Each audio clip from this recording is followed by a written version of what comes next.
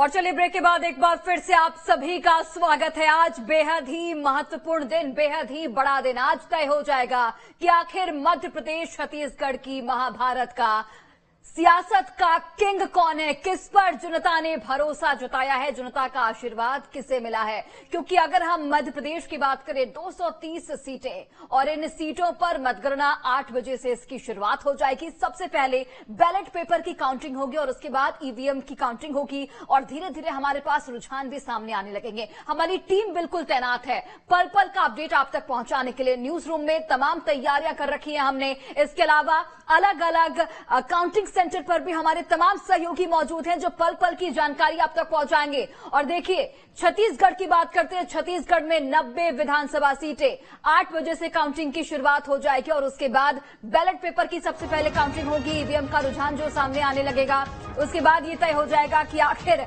छत्तीसगढ़ में भूपेश बघेल की सरकार बनने वाली है या फिर बीजेपी वापसी करेगी। तो आइए सबसे पहले आपको ग्राफिक्स के माध्यम से देखिए दिखा रहे हैं कौन कौन से दिग्गज कहां से चुनावी मैदान में हैं। मुरैना से आप देखिए दिग्गजों का दंगल किस तरीके से।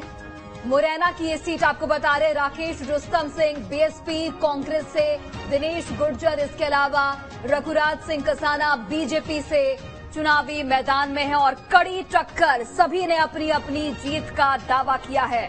23 की टक्कर और ये लाहार विधानसभा सीट सबसे महत्वपूर्ण। यहां पर गोविंद सिंह, नेता प्रतिपक्ष गोविंद सिंह यहां से चुनावी मैदान में हैं। अम्बरीश शर्मा बीजेपी से चुनावी मैदान में, वहीं बीएसपी भी यहां पर ताल ठोकती हुई दिख रही है, रसाल सिंह, और यहां पर भी कांटे की टक्कर। और देखिए ये जो विधानसभा चुनाव हुए ये बेहद ही महत्वपूर्ण, बेहद ही अलग 2018 के मद्देनजर कई ऐसे बड़े नाम हैं जो चुनावी मैदान में उतरे। ग्वालियर की बात करते हैं, प्रद्युम्न सिंह तोमर यहां पर बीजेपी से चुनावी मैदान में थे जिन्होंने अपनी जीत का दावा किया। और देखिए प्रद्युम्न सिंह तोमर इसलिए बेहद महत्वपूर्ण हो जाते हैं क्योंकि ज्योतिरादित्य सिंधिया के बेहद करीबी माने जाते हैं। इसके अलावा सुनील शर्मा कांग्रेस से, इन्होंने भी अपनी जीत का दावा किया है। बीएसपी भी यहां से ताल ठोक रही है। नितिन सिंह तोमर यहां से चुनावी मैदान में है। तो कई बड़े दिग्गजों की जो प्रतिष्ठा है वो इस बार दांव पर लगी है और साफ हो जाएगी तस्वीर थोड़ी ही देर बाद। साफ होने लगेगी कि आखिर कौन से दिग्गज ने बाजी मारी है। ये देखिए ग्वालियर पूर्व सीट बेहद ही महत्वपूर्ण, ग्वालियर चंबल का ये इलाका, यहां पर बीजेपी से माया सिंह चुनावी मैदान में थी। ग्वालियरपुर से सतीश सिकरवार बेहद ही महत्वपूर्ण चेहरा कांग्रेस के, बीएसपी भी यहां से चुनावी मैदान में है। वहीं डबरा सीट की बात करते हैं, मरती देवी ज्योतिरादित्य सिंधिया की बेहद करीबी, डबरा से सुरेश रावे भी यहां पर कांग्रेस की ओर से चुनावी मैदान में है। बीएसपी भी यहां पर ताल ठोकती हुई नजर आ रही है। और देखिए ग्वालियर चंबल इलाका महत्वपूर्ण इसलिए हो जाता है क्योंकि कांग्रेस का प्रदर्शन 2018 के चुनाव में यहां से अच्छा रहा था, लेकिन चूंकि ज्योतिरादित्य सिंधिया अब बीजेपी में शामिल हो चुके हैं तो देखना होगा कि यहां से अब बीजेपी को कितना फायदा मिलता है ज्योतिरादित्य सिंधिया के उनके खेमे में आने का। तो ये डबरा सीट ऐसी कई महत्वपूर्ण सीटें हैं जहां से जो दंगल है वो साफ तौर पर देखने को मिल रही है। टक्कर जोरदार होने वाली है। दतिया बेहद ही हाई प्रोफाइल सीट, गृह मंत्री नरोत्तम मिश्रा यहां से ताल ठोकते हुए नजर आए थे। अपनी जीत का इन्होंने दावा भी किया था, बेहद ही बड़ा चेहरा बीजेपी का। वहीं राजेंद्र भारती भी कांग्रेस के महत्वपूर्ण चेहरे, लोकेंद्र सिंह अहिरवार बीएसपी से यहां पर लोकेंद्र सिंह अहिरवार चुनावी मैदान में, और तीनों ही अपने अपने क्षेत्र में एक मजबूत पकड़ बनाए हुए हैं। देखना होगा कि जनता ने किस पर अपना भरोसा जताया है, किसे अपना आशीर्वाद दिया है। दतिया भी बेहद महत्वपूर्ण सीट है। ग्वालियर चंबल के तमाम महत्वपूर्ण सीटें हम आपको दिखा रहे हैं एक एक करके। और ये देखिए पिछौर विधानसभा सीट इस बार महत्वपूर्ण इसलिए है क्योंकि हमेशा यहां पर केपी सिंह चुनाव लड़ते थे, लेकिन इस बार अरविंद सिंह लोधी यहां से चुनाव लड़ रहे हैं कांग्रेस की ओर से। माफ कीजिएगा, लड़ चुके हैं। प्रीतम सिंह लोधी, बीजेपी ने उन्हें प्रत्याशी बनाया था, चुनावी मैदान में उन्हें उतारा था। बीएसपी भी यहां पर टक्कर में। इसके अलावा चाचौड़ा सीट लक्ष्मण सिंह कांग्रेस की ओर से, लक्ष्मण सिंह बेहद ही मजबूत चेहरे, दिग्विजय सिंह के भाई। वहीं प्रियंका मीणा वोटरों का चाचौड़ा सीट पर बेहद ही प्रभाव रहता है। वहीं बीएसपी से राजेंद्र शर्मा, देखिए बीएसपी यहां पर खेल बिगाड़ भी सकती है, बना भी सकती है दोनों ही पार्टियों का। राघवगढ़ जयवर्धन सिंह दिग्विजय सिंह के बेटे और राघवगढ़ कांग्रेस का एक तरह से किला माना जाता है। लंबे समय से यहां पर कांग्रेस की हार नहीं हुई है। राघवगढ़ में हिरेंद्र सिंह बंटी बीजेपी से, ये भी बेहद ही महत्वपूर्ण चेहरे। वही चलिए बात छत्तीसगढ़ की करते हैं। छत्तीसगढ़ में भी दिग्गजों का जमावड़ा रहा है चुनावी मैदान में। सबसे पहले सबसे वीआईपी सीट पाटन सीट, जहां पर त्रिकोणीय मुकाबला बीजेपी से विजय बघेल, सीएम भूपेश बघेल चुनावी मैदान में, खुद कांग्रेस से चाचा भतीजे का यहां पर मुकाबला। और वहीं त्रिकोणीय मुकाबला इसलिए क्योंकि जोगी कांग्रेस से अमित जोगी भी यहां पर ताल ठोकते हुए नजर आ रहे हैं। त्रिकोणीय मुकाबला देखना होगा कि भरोसा किस पर जनता का दिखता है, किसे जनता अपना आशीर्वाद देती है। तीनों ही बेहद ही मजबूत चेहरे, बेहद ही महत्वपूर्ण चेहरे। हालांकि पिछले चुनाव में भूपेश बघेल ने बाजी मारी थी। इस बार देखना होगा कि क्या भतीजा भारी पड़ेगा या फिर अमित जोगी भी कड़ा मुकाबला देते हुए नजर आएंगे। और ये देखिए अंबिकापुर सीट, ये भी बेहद ही वीआईपी सीट, सरगुजा संभाग की Ambikapur seat. TS Singhdeo, deputy CM TS Singhdeo यहां से चुनावी मैदान में थे।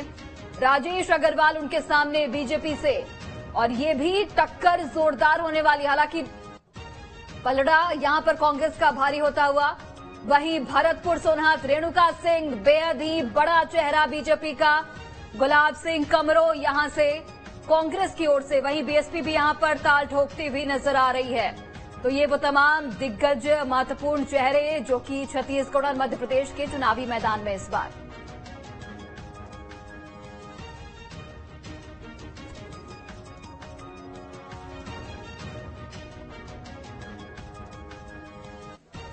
तो बिल्कुल देखिए हमारे तमाम सहयोगी अलग अलग जगहों से जुड़े हुए हैं और उन तक हम पहुंचेंगे। सबसे पहले सभी का मैं तारुफ करवा देती हूं। सबसे पहले इंदौर से गौरव हमारे साथ जुड़े हुए, भोपाल से नीलम जुड़ी हुई हैं, इसके अलावा न्यूज रूम से हमारी सहयोगी अंजलि जुड़ी हुई हैं, ग्वालियर से विनोद जुड़े हुए हैं, इसके अलावा दतिया से विनीत भी जुड़े हुए हैं। सबसे पहले इंदौर का रुख करना चाहूंगी मैं, जहां से गौरव जुड़े हुए हैं। गौरव, अब से थोड़ी ही देर में काउंटिंग की शुरुआत हो जाएगी, क्या कुछ तैयारियां वहां पर, कितनी चहलकदमी, कितना हलचल?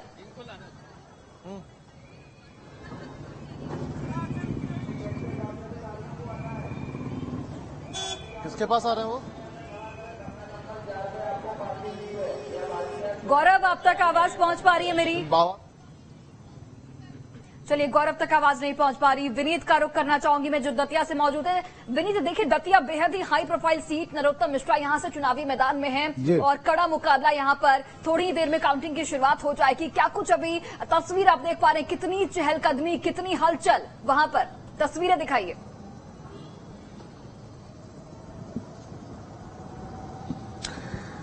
देखिए, बिल्कुल अगर आज के दिन की बात की जाए तो ये बेहद खास दिन होता है, और खास तौर पर उन लोगों के लिए जो चुनावी मैदान में उतरे होते हैं। हर कोई अपनी जीत के दावे करता है, लेकिन माथे पर सिकन जरूर देखी जा सकती है। और जैसे जैसे काउंटिंग शुरू होगी, जैसे जैसे राउंड खत्म होंगे, वैसे वैसे ये सिकन कुछ लोगों की खत्म होती जाती है, कुछ लोगों की बढ़ती हुई नजर आती है। जाहिर सी बात है कि विधानसभा चुनाव है और क्षेत्र का चुनाव होता है, चाहे एक शहर का, प्रदेश का मुखिया चुनना होता है, और जो क्षेत्रीय लोग हैं वो इस बात को चुनते हैं कि हमारा विधायक कैसा होगा, क्योंकि सबसे पहली समस्या विधायक की होता है। और अगर दतिया की बात की जाए तो मां पीताम्बरा की नगरी है, पावन धाम है, और यहाँ से हॉट सीट यानी कि वो हाई प्रोफाइल ये सीट दतिया है, जहां से खुद प्रदेश के गृह मंत्री नरोत्तम मिश्रा जो है वो चुनावी मैदान में है। और खास बात यह है कि इस बार मोदी सरकार ने 3-3 मंत्री अपने चुनावी मैदान में उतारे हैं, कई सांसद यहां से चुनावी मैदान में उतारे हैं। और जिसमें अगर दतिया की बात की जाए तो ये सीट तब खास हो जाती है जब नरोत्तम मिश्रा का नाम सामने आता है। तैयारियां पूरी कर ली गई हैं। 8 बजे से, जैसा कि हम लगातार अपने दर्शकों को बता रहे हैं, कि पहले बैलेट पेपर की गिनती की जाएगी आधे घंटे तक, और उसके बाद 8:30 से ईवीएम की मशीनों की गिनती शुरू होगी। दतिया में 3 की जो काउंटिंग सेंटर है, पॉलिटेक्निक जो सेंटर बनाया गया है, यहाँ पर करीब 3 जो विधानसभा है, चाहे हम दतिया की बात करें, भांडेर की बात करें या सेवड़ा की बात करें, तो इन तीनों की गिनतियां यहाँ पर शुरू होंगी। 12-12, 13-13 ये राउंड जो है उनमें ये गिनती होगी। करीब 20-20 टेबल लगाई गई हैं, 18 टेबल भांडेर में लगी हैं, 20-20 टेबल जो है वो दतिया के लिए लगाई गई हैं। तो पूरी गिनती की प्रक्रिया ऑब्जर्वर के साथ तमाम जो वहां पर कर्मी होंगे, मतगणना कर्मी, उनकी निगरानी में ये सब किया जाएगा। लेकिन कहीं ना कहीं दतिया कहा जा सकता है कि खुद यहाँ पर भारतीय जनता पार्टी के दिग्गज जो है वो मां पीताम्बरा का आशीर्वाद लेने के लिए 2 दिन पहले ही पहुंचे थे, नतीजों से पहले। खुद यहाँ पर जेपी नड्डा जो अध्यक्ष है वो यहाँ पर पहुंचे थे, खुद ज्योतिरादित्य सिंधिया यहाँ पर थे, शिवराज सिंह चौहान यहाँ पर थे, इसके अलावा जो नरोत्तम मिश्रा थे वो उनके साथ में थे। तो कहीं ना कहीं माता का आशीर्वाद उनको मिल चुका है, वो जीत के प्रति पूरी तरीके से आश्वस्त है। लेकिन इस किले में जो भाजपा के गढ़ कहा जाता है दतिया, इसमें कैसे कांग्रेस सेंध लगाएगी, ये एक बड़ी बात होगी। बिल्कुल बिल्कुल बिल्कुल, ये देखना होगा विनीत कि किस तरीके से चुनावी नतीजे जो है वो सामने आते हैं, और थोड़ी ही देर का इंतजार, उसके बाद धीरे धीरे तस्वीर साफ हो जाएगी। लौटती हूं मैं आपके पास विनीत, और इंदौर का रुख करते हैं। गौरव लगातार जुड़े हुए हैं। गौरव, इंदौर बेहद ही महत्वपूर्ण सीट, इंदौर 1 से कैलाश विजयवर्गीय, बेहद ही बड़ा नाम बीजेपी का। किस तरीके से तैयारियां, थोड़ी ही देर में काउंटिंग की शुरुआत होने वाली है। बिल्कुल, देखिए ठंड का मौसम है, सूरज पूरी तरह से उगा नहीं है, लेकिन लोकतंत्र का सबसे बड़ा पर्व और उसका सबसे बड़ा दिन जिसका बेसब्री से लोगों को इंतजार था, नतीजों का, वो आज आ गया है। और ये कितना खूबसूरत है, मैं तस्वीरें दिखाना चाहूंगा। इस वक्त हम मतगणना स्थल के बाहर खड़े हुए हैं। रात भर से प्रशासन डटा हुआ है। सुबह 5 बजे सभी अधिकारियों ने यहाँ पर मतगणना को लेकर रिपोर्टिंग की है, और जिन कर्मचारियों को मतगणना में शामिल होना है, मतगणना करनी है, उन सभी की एंट्री इस गेट से होते हुए हम साफ तौर पर देख सकते हैं। आज ये तय हो जाएगा कि मध्य प्रदेश में किसकी सरकार बनेगी। 230 विधानसभा सीटों के लिए आज मतगणना होनी है। लेकिन अगर हम इंदौर की बात करें तो इंदौर की 9 विधानसभा सीटों को लेकर जो है आज 8 बजे से मतगणना शुरू हो जाएगी, और इसको लेकर जो तमाम तैयारियां हैं वो यहां पर की गई है। इस वक्त हम इंदौर के नेहरू स्टेडियम में है, जहां स्ट्रांग रूम बनाएगा, और यहीं पर मतगणना स्थल है। 9 विधानसभा के लिए क्षेत्रवार तरीके से क्षेत्र यहाँ पे बनाए गए हैं, जहां मतगणना शुरू होगी। 8 बजे से जो है मतगणना यहाँ पे शुरू हो जाएगी। 8 बजे से लेकर 9 बजे तक जो है जो डाक मतपत्र है उसकी काउंटिंग शुरू होगी, और उसके बाद 9 बजे से ईवीएम की काउंटिंग शुरू हो जाएगी। बताना चाहूंगा, ईवीएम की काउंटिंग के लिए करीब 135 टेबलें यहाँ पे लगाई गई हैं, तो वहीं डाक मतपत्रों की काउंटिंग के लिए 37 टेबलें लगाई गई हैं। बताना चाहूंगा, इससे पहले 126 टेबल्स पर ईवीएम की काउंटिंग होनी थी, लेकिन राउंड्स ज्यादा हो रहे थे, इसकी वजह से टेबल्स बढ़ाई गई, और ये अनुमान लगाया जा रहा है कि शाम के करीब 7 से 8 बजे तक जो तमाम प्रधानमंत्री नरेंद्र मोदी जी किसानों की केवल बात करते हैं, वो किसानों के आय दूना करने की बात करते हैं, लेकिन लोग अपना हक और अधिकार मांगने जाते हैं तो उनको लाठी और डंडे से पिटाई की जाती है, उनको अलगाववादी कहा जाता है, उनको आतंकवादी कहा जाता है, उनको नक्सली कहा जाता है, ना जाने किन किन शब्दों से उनको नवाजा जाता है। तो ऐसे में पूरा देश छत्तीसगढ़ की तरफ देखता है और छत्तीसगढ़ का अनुसरण कर रहा है। ये हमारे लिए पॉजिटिव साइनिंग है, और छत्तीसगढ़ के लिए आने वाले समय में एक अच्छा संकेत है। छत्तीसगढ़ के किसान और समृद्ध होंगे, मजबूत होंगे, ये तेजी से प्रदेश आगे बढ़ेगा। मतलब आज किसानों ने जो आपका भरोसा दिखाया उसका फैसला है। तो बिल्कुल खाद्य मंत्री अमरजीत भगत को आप सुन रहे थे, जिन्होंने अपनी जीत का दावा किया है और कहा है कि छत्तीसगढ़ में एक बार फिर से कांग्रेस की सरकार बनने जा रही है। जनता का भरोसा कांग्रेस को ही मिलेगा। सीधे रुख करते हैं ग्वालियर चंबल का, जहां से सहयोगी विनोद जुड़े हुए हैं लगातार। विनोद, ग्वालियर चंबल इलाका बेहद ही महत्वपूर्ण इलाका, बेहद ही महत्वपूर्ण संभाग, 34 विधानसभा सीटें। कांग्रेस का पिछली बार प्रदर्शन अच्छा था, बीजेपी का खराब था। इस बार चूंकि ज्योतिरादित्य सिंधिया बीजेपी के खेमे में है, कितना प्रभाव, और 8 बजे से चूंकि काउंटिंग की शुरुआत हो जाए, किस तरीके की तैयारियां, कितनी हलचल?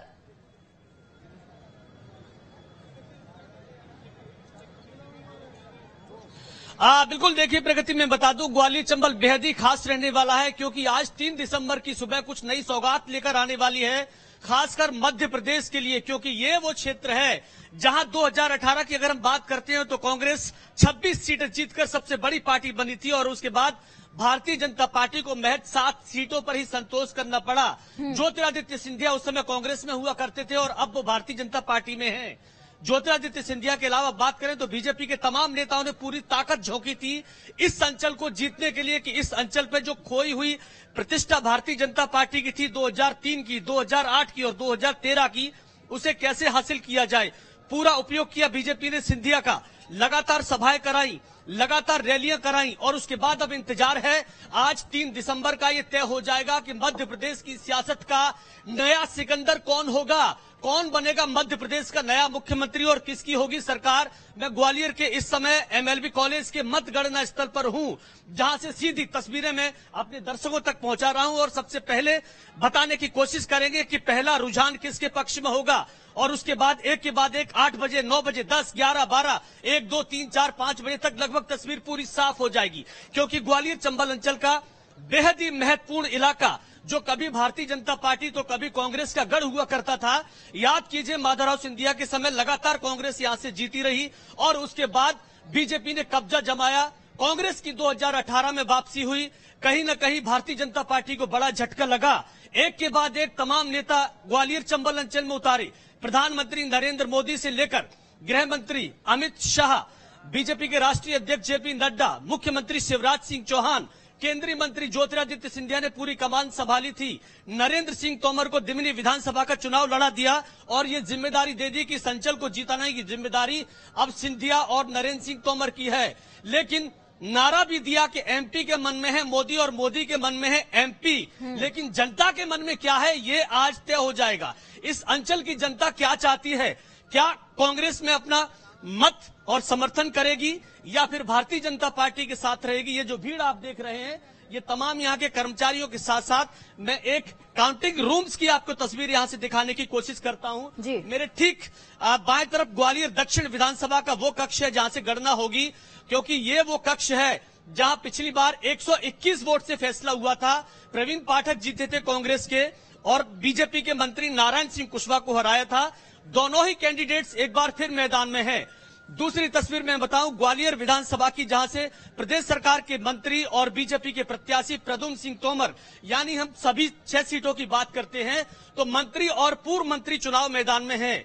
साख दांव पर लगी है सिंधिया की, नरेंद्र सिंह तोमर की, कमलनाथ की, दिग्विजय सिंह की और तमाम दिग्गजों की, क्योंकि ग्वालियर चंबल अंचल की जनता का मन क्या रहा आज ये तय हो जाएगा। जी बिल्कुल विनोद, और सही कहा आपने कि कई दिग्गज इस बार चुनावी मैदान में है। खासकर ज्योतिरादित्य सिंधिया के लिए एक बड़ी परीक्षा है यहाँ पर। हालांकि कई ऐसे दिग्गज हैं जो इस बार चुनावी मैदान में हैं, चाहे हम दिमनी सीट की बात करें जहां से नरेंद्र सिंह तोमर खुद हैं, प्रद्युम्न सिंह तोमर ग्वालियर से, ग्वालियर पूर्व से भी सतीश सिकरवार है जो कि कांग्रेस के एक बड़े चेहरे हैं, महत्वपूर्ण चेहरे हैं यहां पर। लेकिन मैं बात करना चाहूंगी ज्योतिरादित्य सिंधिया की, जिस तरीके से उन्होंने 2018 के विधानसभा चुनाव में कांग्रेस के लिए प्रचार प्रसार किया था और उसका फायदा कांग्रेस को मिलता हुआ नजर आया था। 26 सीटें कांग्रेस ने अपने पाले में रखी थी। लेकिन इस बार जो तस्वीर है वो उलट है। ज्योतिरादित्य सिंधिया हैं बीजेपी के खेमे में, क्या फायदा मिलता हुआ नजर आएगा यहां पर। हालांकि तस्वीर थोड़ी देर में साफ हो जाएगी, लेकिन जो रुझान सामने आएंगे, जो एग्जिट पोल के नतीजे सामने आए,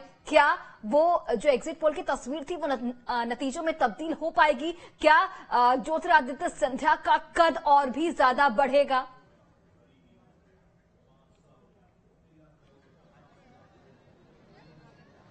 देखिए, बिल्कुल मैं बता दूं कि जिस तरह से एग्जिट पोल सामने आया उसके बाद दोनों ही दलों के नेता ये कह रहे हैं कि वो जनता के मन की बात जानते हैं और जनता ने उनमें भरोसा जताया है, फिर चाहे भारतीय जनता पार्टी के नेता हों या फिर कांग्रेस पार्टी के। जहां तक ज्योतिरादित्य सिंधिया का सवाल है तो ये वो नेता हैं जो कांग्रेस में हुआ करते थे, तो एक बड़ी जीत हासिल की थी। साथ ही साथ मैं बता दूं कि तमाम ऐसे नेता जिन्होंने इस अंचल को जिताने की कोशिश की। मैं अभी बात कर लेता हूं, जिला निर्वाचन अधिकारी और ग्वालियर कलेक्टर अभी मतगणना स्थल पर पहुंचे। सर, मैं ये जानना चाह रहा हूं कि पूरी तैयारी होगी, काउंटिंग की अब शुरू होने वाली।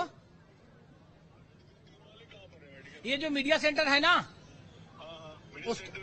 हाँ, उसके बगल में जो टेंट लगा है, पूरी तैयारी होगी। हाँ, पूरी तैयारी हो गई। अब केवल जो अटेंडेंस होता है ना, वो देखना होता है कि आपके जो काउंटिंग सुपरवाइजर्स हैं, माइक्रो ऑब्जर्वर्स हैं और जो सहायक हैं, उनमें से कोई ऐसा तो नहीं है जो बचा रह गया हो, नहीं आ पाया हो। तो उसकी पूर्ति जो होती है वो ये जो सामने बैठे रिजर्व दल है उनसे करेंगे।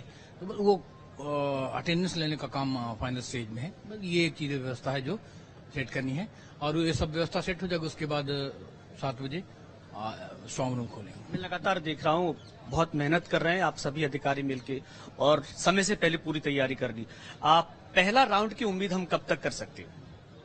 पहले तो जो जानकारी मिलेगी वो पोस्टल बैलेट के संबंध में होगी। पोस्टल बैलेट सबसे पहले खुलेगा, स्ट्रांग रूम पहले खुलेगा और उसकी गिनती शॉर्टिंग सबसे पहले होगी अब मुझे लगता है कि उसके बाद जब ईवीएम मशीनों की बात आएगी तो दोपहर आने के पहले तक कुछ अपने को ठोस जानकारी पड़ जाएगी। बिल्कुल विनोद, तैयारियां पूरी हो चुकी हैं और जिस तरीके से हम तस्वीरों के जरिए भी आप लगातार दिखा रहे हैं कि वहां पर सुरक्षा के लिहाज से भी पुख्ता इंतजाम किए गए। लौटते हुए मैं विनोद आपके पास भोपाल का रुख करते सहयोगी नीलम लगातार जुड़ी हुई हैं। नीलम, भोपाल में 7 विधानसभा सीटें और किस तरीके से वहां पर तैयारियां देखने को मिल रही हैं? कई बड़े चेहरे इस बार चुनावी मैदान में थे। जी बिल्कुल, देखिए भोपाल की 7 विधानसभा के लिए काउंटिंग की जो तैयारी है वो पूरी हो चुकी है और आप देख सकते हैं भोपाल का जो स्ट्रांग रूम है जिसे पुरानी जेल में बनाया गया है, यहाँ पर जो है पोलिंग एजेंट्स और जितने भी कर्मचारी आज ड्यूटी में लगे हैं उनका पहुंचना शुरू हो चुका है। थोड़ी ही देर पहले यहाँ पर नरेला सीट से बीजेपी के प्रत्याशी और वर्तमान में मंत्री विश्वास सारंग भी पहुंचे और उसके बाद जो है कांग्रेस की दक्षिण पश्चिम सीट से जो कांग्रेस के प्रत्याशी है पीसी शर्मा वो भी पहुंचे हैं। तो लगातार यहाँ पर प्रत्याशियों का पहुंचना भी जारी हो चुका है। अगर हम बात करें काउंटिंग की तो सुबह 8 बजे से जो है काउंटिंग शुरू होगी। सबसे पहले जो है बैलेट पेपर्स की काउंटिंग होगी और उसके बाद जो है ईवीएम का खुलना सुबह 8:30 बजे से शुरू होगा। वहीं अगर हम रुझान की बात करें तो पहला जो रुझान है वो हो सकता है कि सुबह 9 साढ़े 9 बजे के आसपास आ जाए शुरुआती काउंटिंग को देखते हुए। तो आप यहाँ पर देख सकते हैं कि तमाम पार्टियों के जो पोलिंग एजेंट्स हैं वो पहुंच चुके हैं और चलिए जो है उत्साह भी काफी ज्यादा देखने को मिल रहा है। बिल्कुल बिल्कुल नीलम, लौटती हूं मैं आपके पास और सीधे मैं न्यूज रूम का रुख करना चाहूंगी जहां पर मेरी सहयोगी अंजलि लगातार जुड़ी हुई है। अंजलि, देखिए बेहद ही महत्वपूर्ण दिन आज फैसला हो जाएगा, फैसले का दिन है और